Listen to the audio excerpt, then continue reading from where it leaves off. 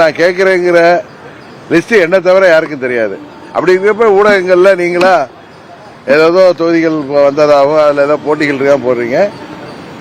தேசிய ஜனநாயக கூட்டணியின் டெல்லி தலைவர்களை சந்திப்பதற்காக நான் செல்கிறேன். சார், எடப்பாடி அவர்கள் தான் கூட்டணி தலைவராக இருக்கும் பொழுது அமித்ஷா அவர்களை சந்திச்சு தொகுதி பங்கீடு பேச்சுவார்த்தை நடத்த வேண்டிய காரணம் என்னன்னு கேட்கிறேன்.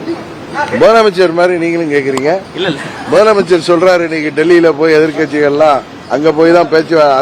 அது உண்மை அல்ல. குறிப்பாக அம்மா மக்கள் முன்னேற்ற கழகத்தை பொறுத்தவரை எங்கள் கூட்டணியின் தமிழ்நாடு தலைவர் திரு இபிஎஸ் அவர்களுடன் தொகுதிகள் பங்கீடு சம்பந்தமாக நாங்கெல்லாம் ஏற்கனவே தேசிய ஜனநாயக கூட்டணியில் இருக்கிறத உங்கள் மூலம்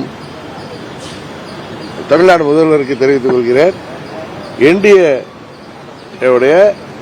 ஆல் இண்டியா தலைமை யாருன்னா பிஜேபி. அதன் முக்கிய தலைவர் மாண்புமிகு உள்துறை அமைச்சர் அமித்ஷா அவர்களை நேற்று அண்ணன் இபிஎஸ் போய் சந்தித்து வந்திருக்காரு. எனக்கு இன்றைக்கு வர சொல்லிய அழைப்பு என்பது 4 நாளுக்கு முன்பே வந்த அழைப்பு. அதனால நீங்களா தொகுதி பங்கீடுக்கு தான் நாங்க போறோம் அப்படின்னு நீங்களா முடிவெடுத்தா, நீங்களே கேள்வியிலே லீட் கொடுத்தா அதுக்கு நான் பதில் சொல்ல வேண்டிய அவசியம் இல்லை. உங்கள் கேள்வியில் தவறான கேள்வி என்பதுதான் எனது பதில். இன்றைக்கு நாங்கள் செல்வது முதலமைச்சர் சொல்வது போல தமிழ்நாட்டுக்கு நிதி பெற்றுத்தர அவர்கள் செல்லவில்லை என்று சொன்னார். தேர்தல் அறிவிப்புக்கு பிறகு தமிழ்நாட்டுக்கு நிதி ஒதுக்க முடியுமா? அதை கூட முதல்வருக்கு தெரியாதா? பயம். இன்னொன்னு, டெல்லி எவ்வளவு நிதி கொடுத்தாலும் அதையெல்லாம் நீங்கள் கபலீகரம் செய்வதால் தான் தமிழ்நாடு மக்கள் உங்களை மாற்றுவதற்காக துடித்துக் கொண்டிருக்கிறார்கள். தமிழ்நாட்டில் மாற்றம் வருவதற்காக அதிமுக தலைமையிலான கூட்டணி, அதில் பாஜக இடம்பெற்றிருக்கிறது. பாஜகவின் டெல்லி தலைவர்களை நான் சந்திக்க செல்கிறேன். காரணம், தேசிய ஜனநாயக கூட்டணி என்பது பாஜக தலைமையிலான கூட்டணி என்பதை உங்கள் வாயிலாக முதல்வருக்கு தெரிவித்துக் கொள்கின்றனர். தமிழ்நாடு வர்சஸ் டெல்லி தான் இருக்கும் களம் அப்படிங்கிறாரு. அதிமுக கூட்டணி என்கிற தேசிய ஜனநாயக கூட்டணி வர்சஸ் திமுக கூட்டணி என்றுதான் இருக்கும்.